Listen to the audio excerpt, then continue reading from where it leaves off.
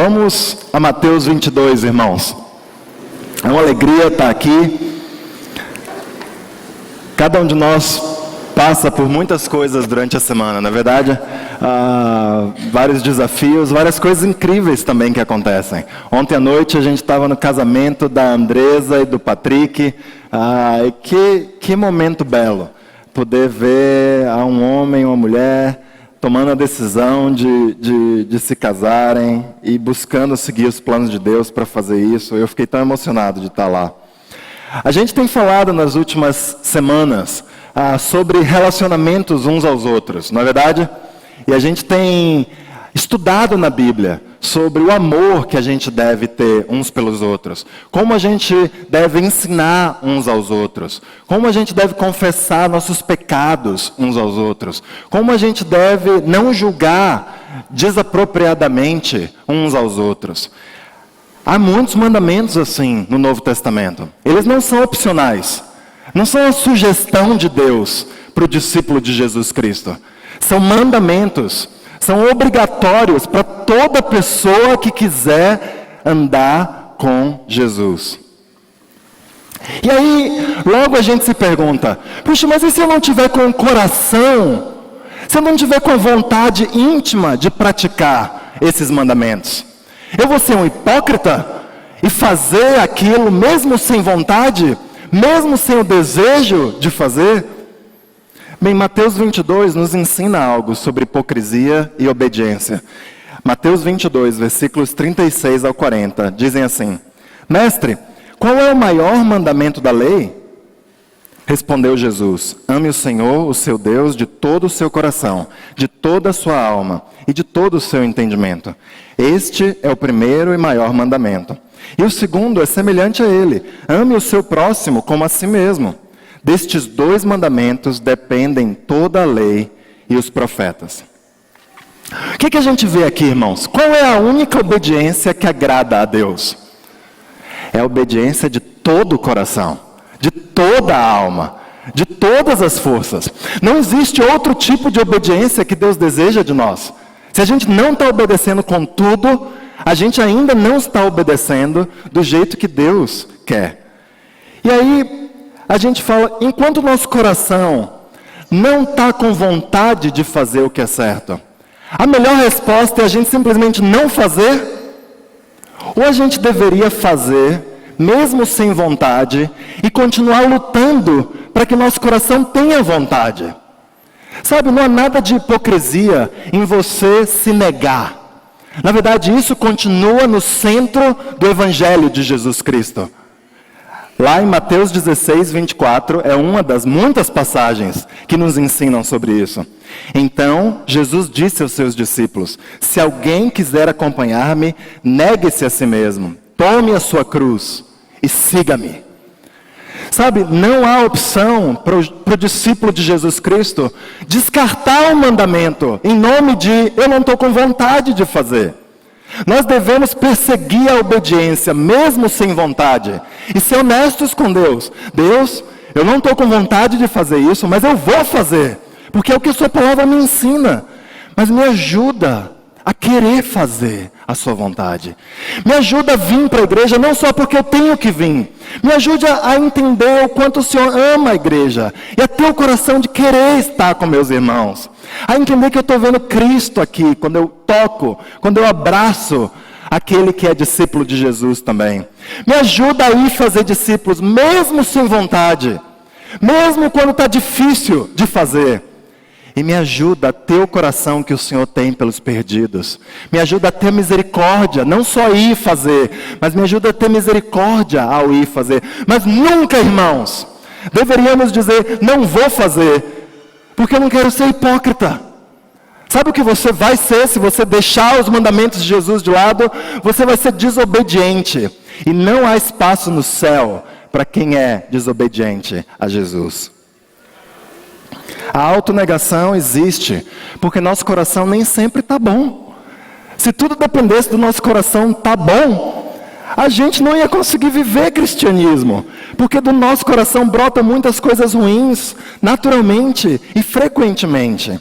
E por isso, nós quando a gente não quer fazer algo que Jesus nos chama a fazer, a gente deve fazê-lo mesmo assim e lutar para que o nosso coração chegue a esse lugar aqui, onde Jesus nos exorta a estar.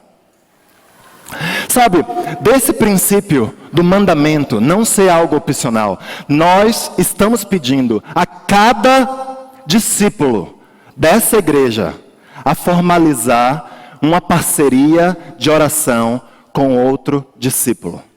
Cada um dos 1.200 irmãos que hoje fazem parte dessa igreja de Cristo Internacional de São Paulo, nós estamos pedindo para você, ache um parceiro de oração. Bem, quem somos nós? Quem somos nós que estamos pedindo a você? Nós somos os líderes principais daqui da igreja de Cristo. Que autoridade nós temos para pedir para você que tenha essa parceria de oração? Eu queria ler com vocês Efésios 4, para responder essa pergunta. Efésios 4, versículos 11 a 13, diz o seguinte: E ele designou alguns para apóstolos, outros para profetas, outros para evangelistas e outros para pastores e mestres, com o fim de preparar os santos para a obra do ministério, para que o corpo de Cristo seja edificado até que todos alcancemos a unidade da fé e do conhecimento do Filho de Deus e cheguemos à maturidade, atingindo a medida da plenitude de Cristo. Essa escritura aqui nos ensina que Deus estabelece líderes sobre o povo dele, para ajudar o povo dele a obedecer a Jesus, a fazer a obra do ministério, a viver como Jesus viveu. É o plano de Deus, não é o plano nosso dos líderes. Nós estamos simplesmente buscando obedecer a esse plano. Os líderes não existem para fazer o trabalho. Eles fazem o trabalho que cabem a eles como discípulos de fazer. E o resto do trabalho é ajudar os outros discípulos a fazerem o seu trabalho como discípulo. E é isso que nós estamos buscando fazer aqui em São Paulo. Em Hebreus 13, versículo 17, a Bíblia também nos ensina o seguinte: obedeçam aos seus líderes. Hebreus 13, 17. E submetam-se à autoridade deles. Eles cuidam de você como quem deve prestar contas. Obedeçam-lhes para que o trabalho deles seja uma alegria e não um peso, pois isso não seria proveitoso para vocês. Bem, a gente sabe que cada um de nós vai prestar contas a Deus por nossa vida, amém? Cada pessoa que decidir seguir a Jesus vai prestar contas de como viveu sua vida a Jesus. Pois bem, nós também vamos prestar contas uns dos outros, todos nós, porque nós temos uma dívida uns para com os outros, a dívida de amor. Nós temos a dívida de como a gente vai amar o próximo, e disso a gente vai prestar contas a Deus também, pela vida do próximo. Isso não exclui a responsabilidade de cada um prestar contas de si mesmo a Deus. Mas parte dessa prestação é Deus nos perguntar: você amou o seu próximo? Você amou o seu irmão? Você lutou pela vida dele e dela? Bem, os líderes, segundo Hebreus 13:17, vão prestar essas contas a Deus pelo povo que Deus colocou sob seus cuidados. Mas nós só podemos prestar essas contas se a pessoa quiser ser pastoreada.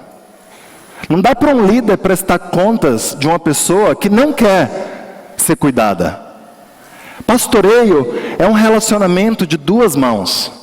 Você topa pastorear e a pessoa topa ser pastoreada. Ela decide que ela quer ser pastoreada.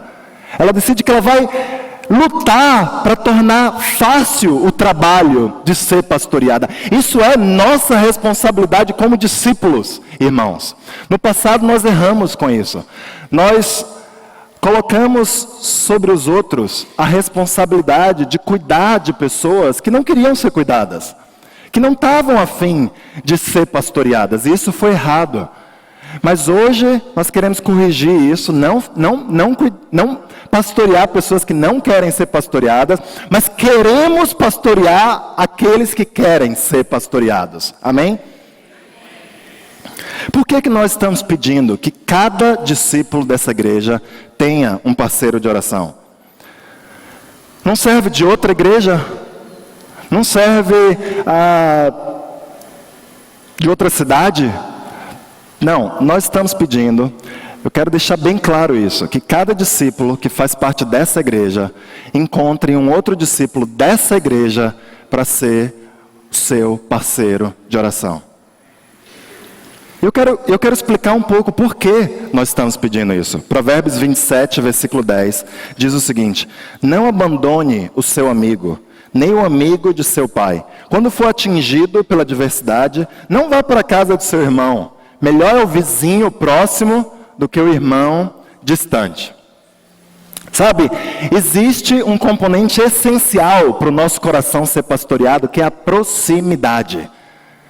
Sabe, se você, dentro de uma igreja de 1.200 pessoas, não consegue achar uma pessoa que tem intimidade com você, é muito difícil acreditar que no Rio de Janeiro, em Belo Horizonte, ou em outra igreja, vai existir essa pessoa. Mas mesmo que exista, nós estamos pedindo que cada pessoa dessa igreja encontre outro discípulo nessa igreja para ser o seu parceiro. E eu quero deixar claro, nós não queremos controlar as suas amizades. Nós não queremos ditar quem deve ser o seu amigo. Você é livre para ter tantos amigos quanto você quiser. E quantos você puder ter amigos, vá e busque essas amizades. Não abandone ninguém que você queira lutar para ser íntimo. Mas ache alguém aqui dentro para ser também um amigo seu. Outra pergunta que a gente poderia fazer: e os cristãos novos? Você vai jogar essa responsabilidade de achar alguém sobre os cristãos novos? Não, os cristãos novos não são um problema. Os cristãos novos estão estudando a Bíblia, estão com o coração quebrantado, eles estão super agradecidos por terem encontrado a verdade. Naturalmente, alguma das pessoas que estudou a Bíblia com ele já vai se tornar o seu parceiro de oração. Ele nem imagina que isso poderia ser diferente. Como que alguém que está amando a minha vida, que está vindo à minha casa, que está me ensinando a verdade, vai me abandonar depois de me batizar? Ele quer continuar aquilo que tem ajudado ele tanto a ir até Deus. Outra pergunta que a gente poderia se fazer é: mas e se eu não encontrar alguém para ser o meu parceiro? Eu quero, mas e se eu não encontrar? Bem, se você está fazendo essa pergunta, honestamente, eu fico feliz. Porque no seu coração existe uma dúvida verdadeira. Você está lutando de alguma forma para, de fato, ir e encontrar essa pessoa. Sabe o que eu acredito? Nós precisamos de amizades. E Deus sabe disso. Deus vai dar alguém para ser o nosso amigo. Existe alguém nessa igreja para ser o seu parceiro de oração. Talvez seja alguém diferente de quem você imagina. E a gente vai falar um pouco sobre isso. Mas existe. Eu acredito nisso. Nós fomos criados numa cultura, irmãos, desde 87, quando a igreja começou aqui. Uma cultura que dependia demasiadamente de alguém ter visão por nós, de alguém olhar para nós e acreditar em nós e nos levar, não só para sermos batizados, como o Jailson falou aqui, todos nós precisamos disso, mas a gente vivia 1 ano, 2 anos, 5 anos, 10 anos, e muitas vezes a gente precisava continuando que alguém tivesse visão por nós.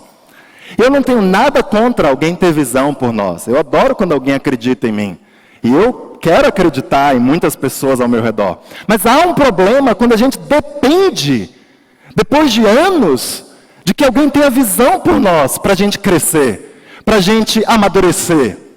E a visão de Deus por você? Onde que isso entra? Será que a gente está calcado demais no que pessoas pensam, e a gente está perdendo de meditar no que Deus pensa? Em como Deus acredita em nós, em como nós podemos crescer, de acordo com a visão que Deus tem por nós. Sabe, o problema não está em termos visão uns pelos outros. O problema está em dependermos de que alguém tenha visão por nós. Nós precisamos depender da visão que Deus tem por nós, não da visão que nós temos uns pelos outros. Sabe, a maioria de vocês não é mais criança. Alguns são, mas a maioria de vocês já não são crianças. Você já amadureceu em várias áreas. Você já viveu, você já teve muitas experiências com Deus. E aí você sente que, puxa, não é qualquer pessoa que pode me ajudar. Alguém tem que entender o que eu já passei na vida. Poucas pessoas entendem e são maduras o suficiente para me ajudar. Bem, se essa é uma luta, ou se esse pensamento já veio no seu coração, você provavelmente precisa corrigir 2 pensamentos em sua mente. Primeiro, você provavelmente precisa corrigir uma noção inadequada de quem pode te ajudar. E segundo, você provavelmente precisa de um traço do caráter de Deus para que isso funcione. A noção equivocada que nós, como grupo, precisamos corrigir é de que só uma pessoa mais madura do que você pode te ajudar na sua vida. Obviamente, quando tem uma pessoa madura que quer te ajudar, você pega essa oportunidade e você aproveita. Porque a pessoa mais madura te ajuda em áreas onde você não é maduro. Correto? Então, se você tem alguém maduro que quer te ajudar e de quem você quer ajuda, ótimo. Busque ajuda dessa pessoa. Mas se você não tem alguém que você considera maduro, ou mais maduro do que você, então Lucas 16 é para você. Lucas 16, no versículo 10. Quem é fiel no pouco, também é fiel no muito. E quem é desonesto no pouco, também é desonesto no muito. Sabe, você não consegue ver alguém ideal para te ajudar? Eu não quero negar a realidade. Talvez não exista alguém ideal para te ajudar. Mas sabe o que a gente faz então? A gente vai com alguém que não é ideal. A gente é fiel no pouco. A gente mostra para Deus que o nosso coração está certo, antes de que Deus possa nos dar mais. E aí, quem sabe, Deus não vai nos abençoar e vai nos dar mais pessoas e mais maturidade a nós. Mas nós temos tido esse coração de ir e de ser fiel com o pouco, antes de Deus nos dar o muito. Sabe, em 2003...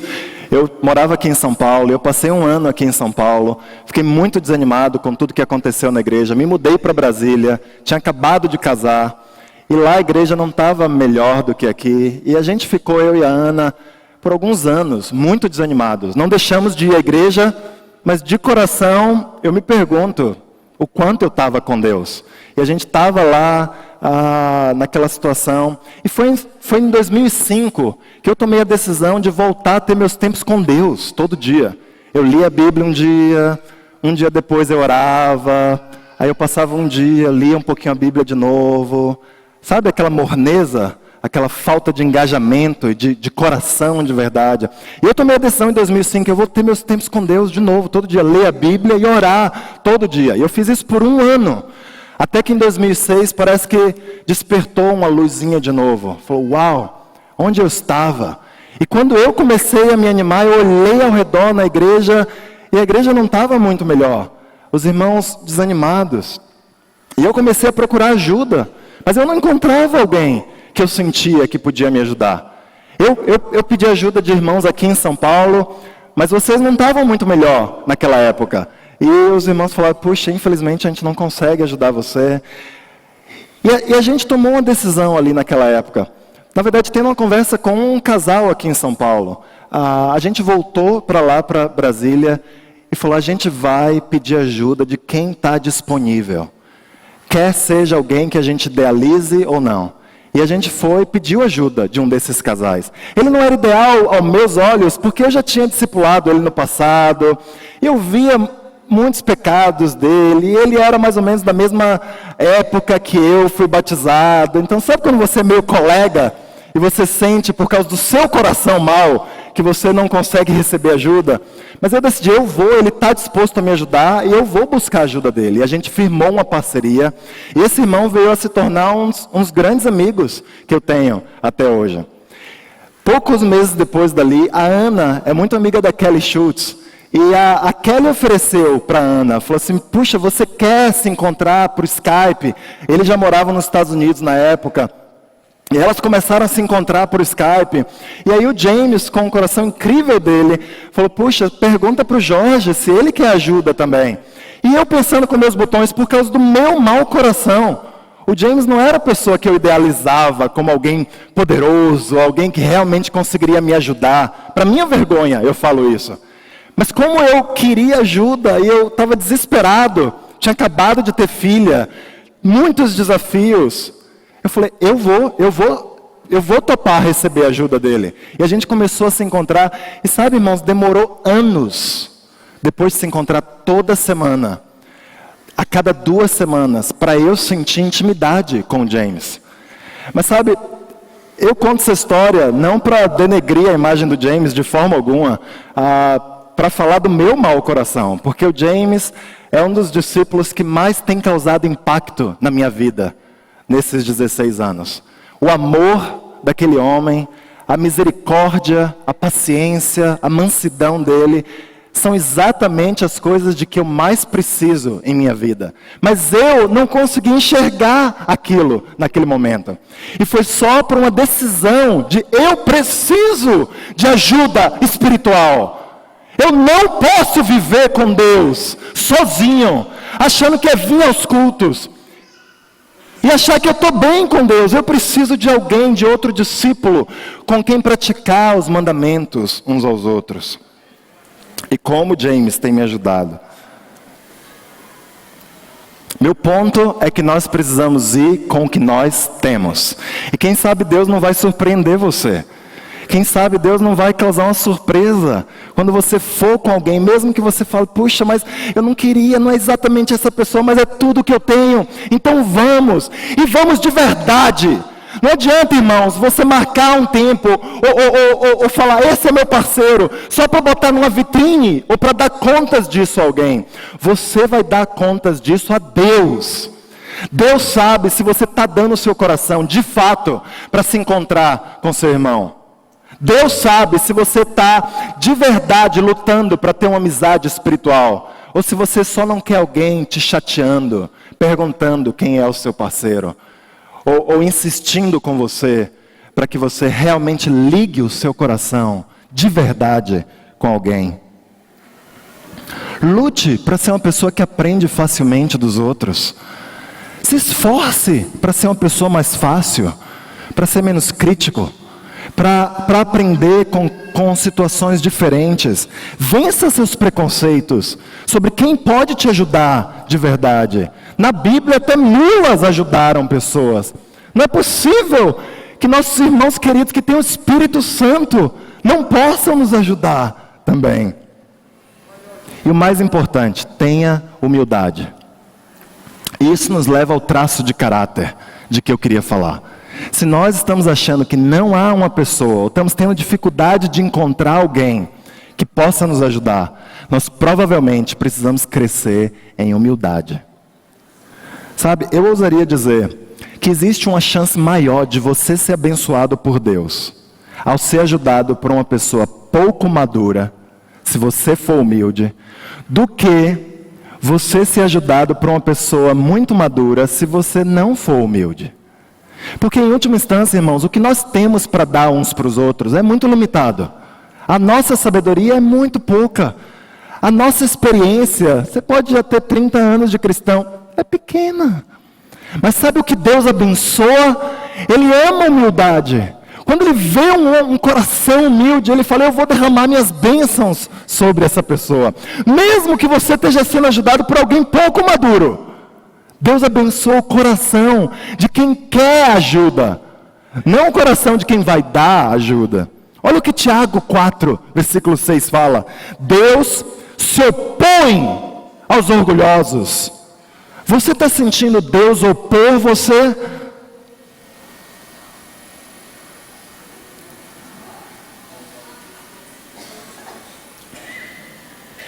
Mas Ele concede graça aos humildes.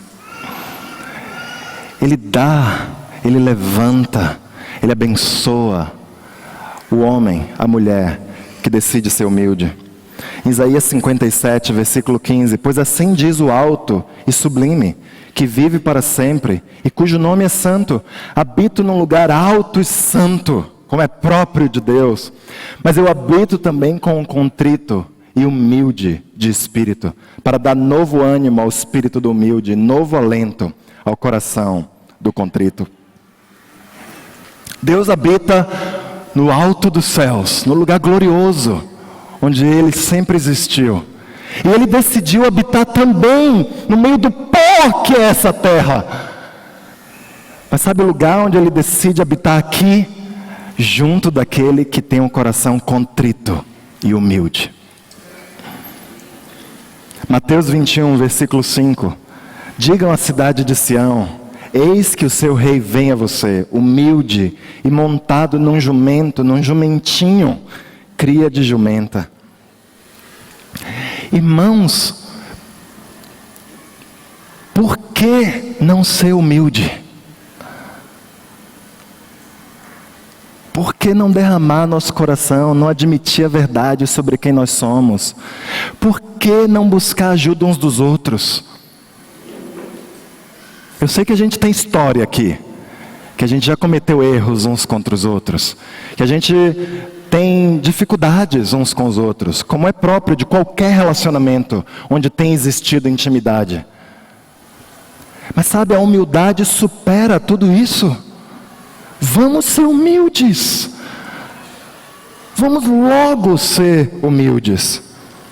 Como anda a sua humildade para colocar a vontade de Deus acima da sua? E fazer o que Deus manda, mesmo que você não queira fazer? Como anda a sua humildade para você confessar seus pecados como eles são mesmo? E deixar outras pessoas te conhecerem como você é mesmo? Como anda a nossa humildade para acreditar e buscar alguém nessa igreja que possa te ajudar? Sabe, nós queremos ter intimidade uns com os outros, amém? Eu creio nisso. Nós queremos praticar os mandamentos uns aos outros do Novo Testamento. Nós queremos e nós decidimos juntos que nós vamos fazer isso por meio das igrejas em casa e por meio dos relacionamentos uns aos outros. Domingo, essa celebração não cria intimidade. Você precisa estar dentro de uma igreja em casa e ter um parceiro de oração nessa igreja, para nós juntos construirmos intimidade. Irmãos, eu quero frisar isso. Não é opcional. Se você quer ser contado como membro dessa igreja, então nós estamos chamando você a achar uma igreja em casa e um parceiro de oração onde você possa estar. Se você não encontrou, se você tem medo, ou se você está com o coração endurecido, então nós queremos convidar você, venha conversar. Nós queremos ouvir, nós queremos sentar, nós queremos saber o que está acontecendo. Você tem trauma do passado? Nós queremos ouvir você. Não queremos entuchar isso, goela abaixo. A gente quer ouvir, a gente quer ajudar, a gente quer, mesmo que isso demore semanas ou meses, para a gente entender e a gente se unir. Se você não sabe, venha pedir ajuda. Se você tem dificuldades com irmãos, venha conversar. Mas sabe, uma coisa que é inaceitável é nós continuarmos com corações duros e orgulhosos e não fazermos nada a respeito disso. Existe desculpa para a ignorância, existe desculpa para traumas, existe desculpas para muitas coisas na vida, não existe desculpa para orgulho.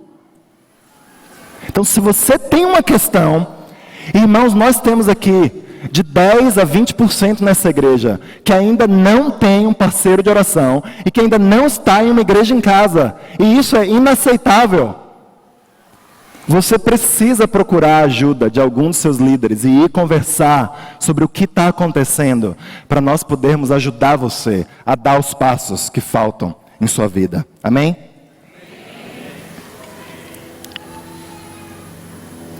Hebreus 13, 17, que nós falamos, fala que o pastoreio é uma relação voluntária, como a gente já mencionou.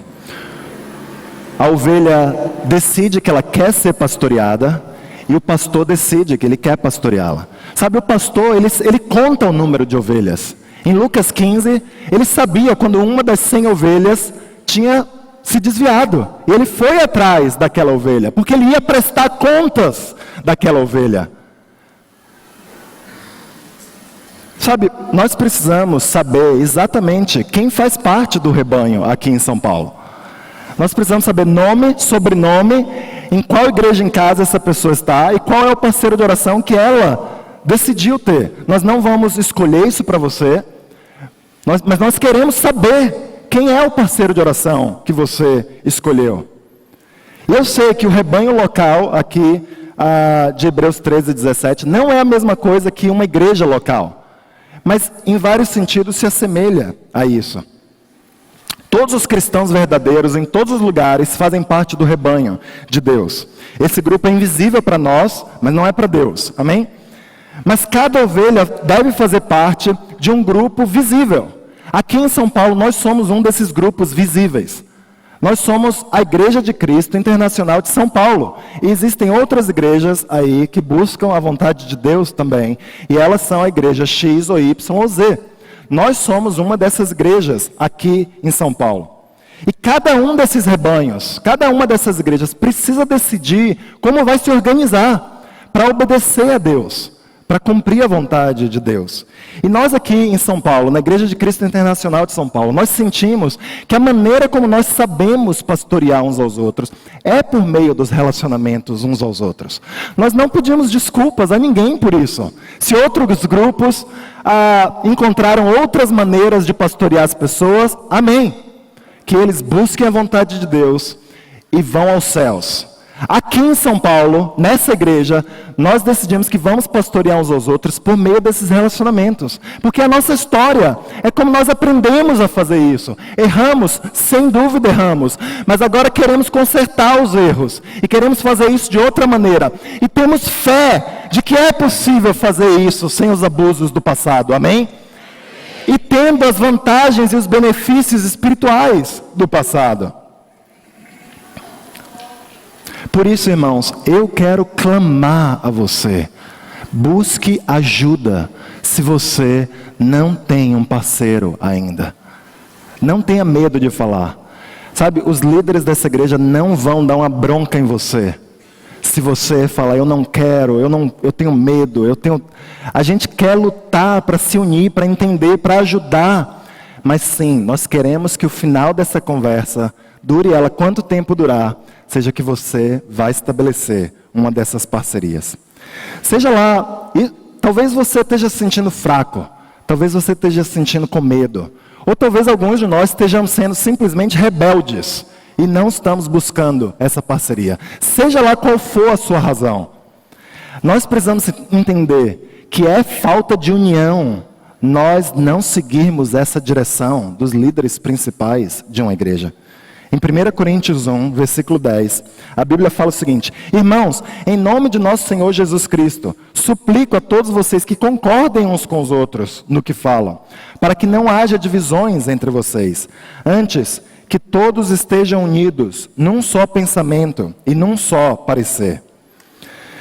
Sabe, eu quis ler essa escritura, porque no passado, a gente acreditava que todo mundo precisava pensar da mesma forma, não é verdade? Aí a gente chamava isso de união. Bem, isso não é união. Um lugar onde todo mundo pensa de uma só forma é um lugar onde existe conformidade. Todo mundo pensa do mesmo jeito. Isso acontece ou por causa de uma estrutura forte de autoritarismo, como era o nosso caso, ou no caso de haver uma doença psicológica.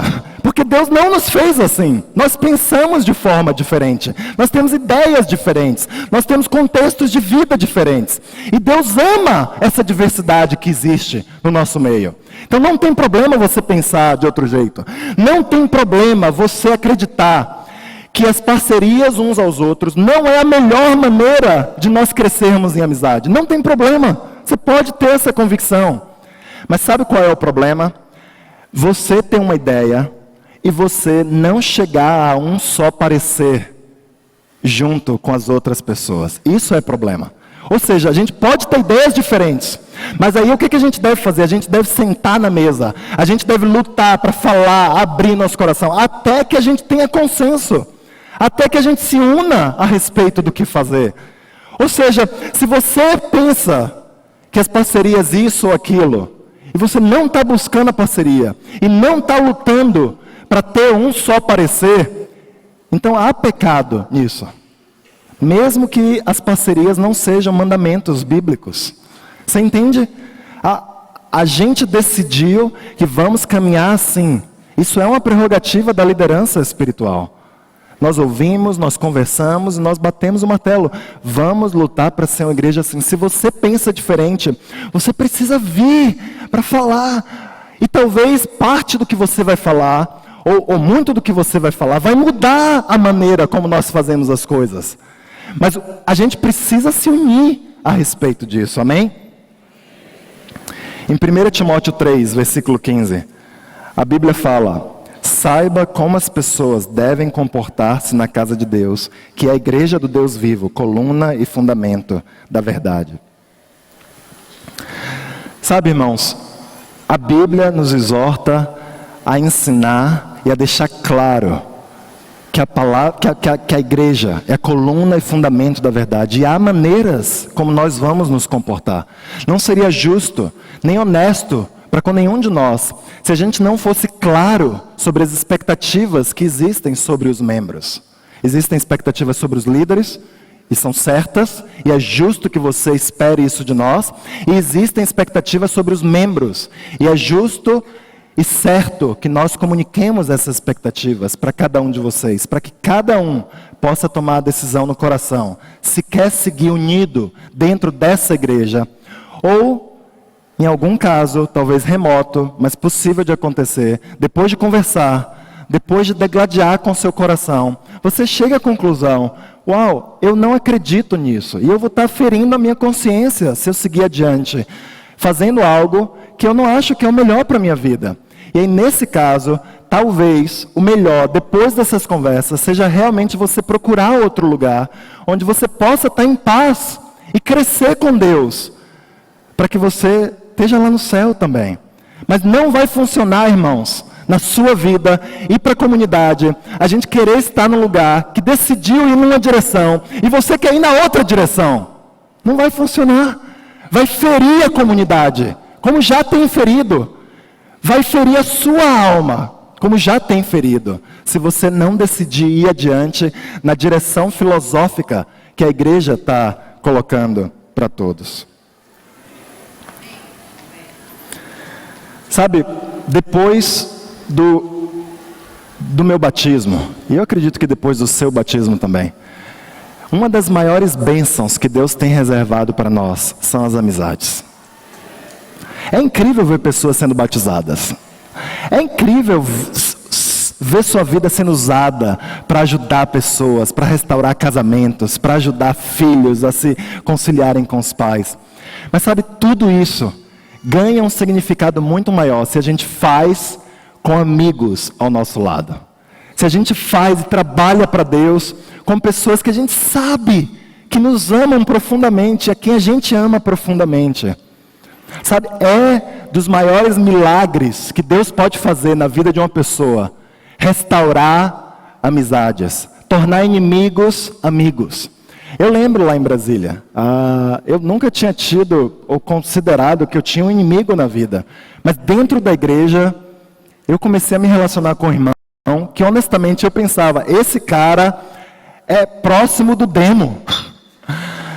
Falei, gente, e eu desejava que esse irmão saísse da igreja. E ele quase saiu, porque não sentia amor. Eu desejava, por que ele continua aqui, infernizando a vida de todo mundo? Por que ele não concorda com nada? Por que ele não quer se unir? Por que ele não decide fazer algo e só fica criticando o que outras pessoas, eu incluso, estão tentando fazer? Sabe, nós fazíamos parte do conselho da igreja naquela época, em 2007, 2008. Esse irmão decidiu, eu não quero ficar nesse lugar. E ele saiu do conselho e eu continuei. Eu fui abrir meu coração com um terceiro irmão. Em uma das muitas vezes em que eu e o primeiro irmão tínhamos brigado. E esse terceiro irmão falou para mim, você quer continuar liderando? Porque esse irmão, que é o Denilson, que vários de vocês conhecem. Ele já decidiu sair, mas você continua. Então, de quem você acha que Deus vai cobrar a responsabilidade primeiro? E aquilo me cortou profundamente, porque eu gostaria de continuar liderando. E ali naquela conversa foi o começo de uma mudada. Porque eu falei, se eu quero continuar liderando, eu tenho a responsabilidade de ganhar o coração do Denilson. E eu comecei a ir atrás do Denilson, eu comecei a ouvir. E às vezes o Denilson tinha muitas coisas para falar. Da minha pregação, da minha maneira, disso, daquilo. E eu às vezes me comia quieto para não falar nada e só ouvir o que ele estava falando. Mas não custou muito, porque o Denilson é um homem que ama muito a Deus. E depois de alguns encontros assim, onde ele percebeu um pouco da minha atitude de buscá-lo, ele começou a abrir o coração para mim também. Falar, Jorge, eu gosto de você. Eu lembro o dia que eu ouvi isso dele primeiro, eu fiquei chocado. Falei, gente, você gosta de mim? Como isso pode ser possível? E a gente começou a se relacionar de outra maneira. O Denilson voltou à liderança. Sabe, o Denilson tem sido, certamente, um dos irmãos que mais tem influenciado a minha vida ao longo desses anos. O Denilson é um dos irmãos que mais modelou a maneira de eu pensar sobre cristianismo e sobre relacionamentos e sobre humildade. E de novo, começou com alguém que estava longe de ser meu amigo. Irmãos, nós precisamos simplesmente ir, ser humildes com alguém e pedir ajuda. Você topa ser meu parceiro? Vamos lutar de coração para a gente se encontrar. Um irmão um dia falou que se encontrar é mais de metade do sucesso. Esteja junto com alguém e aí Deus vai mostrar o que vocês fazem juntos. Vocês vão orar juntos, vocês vão confessar pecado juntos, vocês vão estudar a Bíblia com alguém juntos. Mas compareça! Alguns de nós não temos chance de sucesso aqui porque a gente nem comparece. A gente nem tem alguém para quem comparecer. E é hora de nós comparecermos, amém? É hora de todos nós decidirmos achar alguém com quem a gente vai lutar para encontrar essa amizade espiritual verdadeira.